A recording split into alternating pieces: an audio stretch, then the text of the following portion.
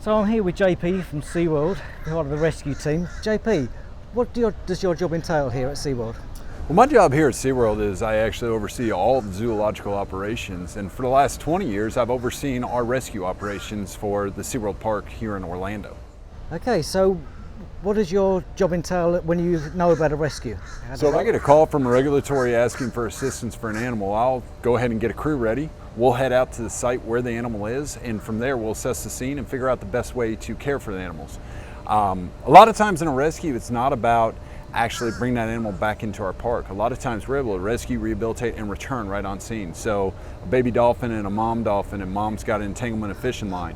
We're not going to bring them back to SeaWorld. We can disentangle them in the field and let them both go. Last year, we did 22 rescues of dolphins, and all 22 were returned. Right, okay, so how does that sort of impact you personally and your family life? Because of obviously being on call 24/7. Yeah, on call 24/7 is a hard run, and 365 is the truth for me. Phone never turns off. I've got a wife that's a saint, and I've got 2 kids that think I'm a hero. Yeah. You put that mix together, it's great, except I'm not always home. Last year on our anniversary, to give you a funny one, we had a spinner dolphin that beached up in Daytona. I'd cooked dinner for my wife and I for our anniversary, got a phone call, said, have a great dinner, and I got to go. And I came back the next day. The whole thing about this that people don't realize, it's not just SeaWorld, it's not just me, it's not just my teams, it's our families. We're all tied to this 100%. Rescuing, rehabilitating, returning also means giving up, missing, and not seeing.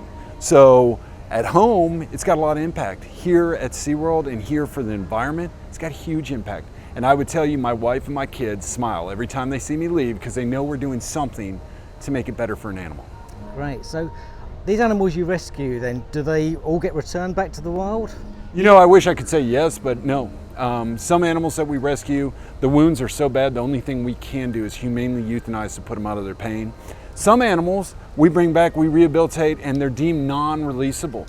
Now, there are regulatory agencies who make these decisions. SeaWorld has no say in them. But to give you an idea, we had a dolphin that we rescued about a year ago, brought her in.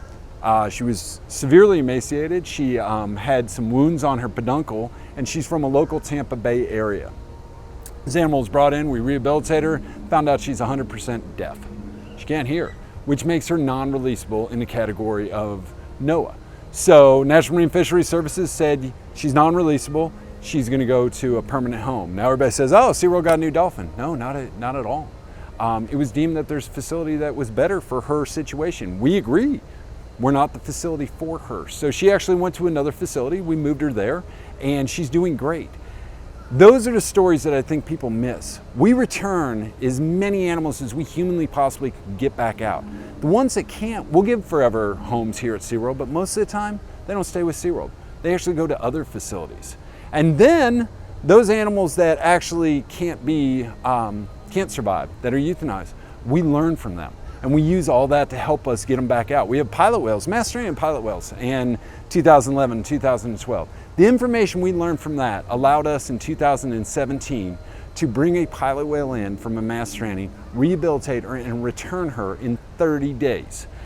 She was tracked after she was returned, and she went all the way up to North Carolina. So we let her off the West Coast. She went about 2,000 plus miles around, down, and up, and she's still thriving up there. That all is because of all the animals we rescued over the years and all the information. That's what SeaWorld Rescue is all about. Learning, teaching, releasing, and being able to rehabilitate. You mix all that together with the team that I have, we get a winning combination. Tell me about the big milestone you've just hit. So this year we hit 35,000 animals rescued, rehabilitated. 35,000 animals rescued is a huge number. That's 2.3 animals a day if you want to do the math. And people say, oh, 2.3, that's not a big deal.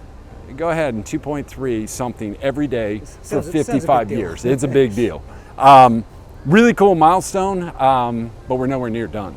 And unfortunately, with how our environment is, what goes on with us encroaching in these habitats, the pollution from plastics and single-use plastic, we're going to continue to grow that number. And I wish that number would slow down, to be honest with you. I wish it would slow down, that we don't have to rescue as many animals. But unfortunately, we do, and we will. But some of the things SeaWorld does that people don't know, We don't use single-use plastic straws or plastic bags in our park. We got rid of that 2 years ago. We were the first company that I know of that publicly said, we're not doing this anymore. It's not right for the environment. You know, and others have jumped on and we've moved forward, and I think that's great. And as we move forward and continue to look for ways to better our environment, we're gonna lessen my job, and that's a good deal. If I don't have a job at the end of all this, then I've done my job well. Last year was quite bad with the red tide and it affected a lot of manatees. So tell me about that on your manatee rehabilitation. Yeah, last year we rescued 72 manatees. 17 of those were red tide animals that we brought in, were able to rehabilitate and return. Last year we returned 27 manatees. As of this year, we've got another 21 already out. Behind us are some of our babies. They're yearlings and 2-year-olds, and everybody says, oh, so you're hand raising and got more manatees. Here's a really cool part. We are the largest neonate facility in the US for baby manatees. We also have about a 92% success rate of getting them back out to their natural environment. That is a staggering number. When you look at how many we bring in, that they're coming in at maybe 40 kilos, 20 kilos, dependent. They're a day or two old. We're able to, 1, just keep them alive. 2, grow them up to be 600 plus pounds or 210 centimeters. 3, teach them how to be manatees and not be a part of humans, and get them back out and watch them thrive. And I've got a cool story, and maybe this will help you. We had a baby manatee named Georgia in 1996 that we rescued. We brought her in from Brunswick, Georgia. That's how she got her name.